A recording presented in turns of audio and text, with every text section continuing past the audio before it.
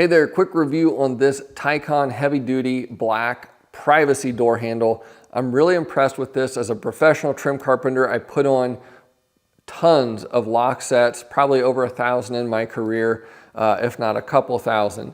The finish on this is fantastic. I don't see any defects out of the box. It's got a nice matte black finish, looks really good. This is a privacy lock set. So you've got a slotted end here to lock and unlock, and then a simple turn knob over here on the other side to lock in place.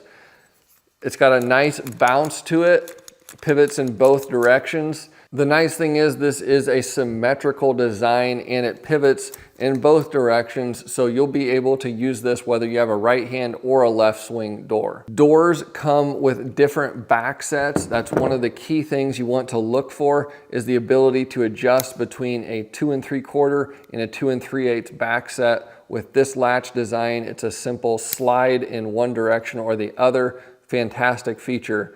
The other thing you'll notice here, we have rounded radius corners here. So a 1/4 inch radius here.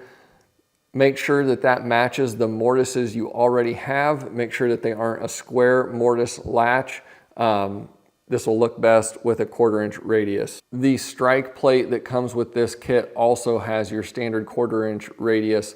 That's a really nice thing because most doors that are pre-hung today that you're gonna purchase from a big box store or a professional lumberyard are gonna have radius mortises. So this will work perfectly and seamlessly with what most new doors are gonna come with. Overall, I'm really pretty impressed with this kit.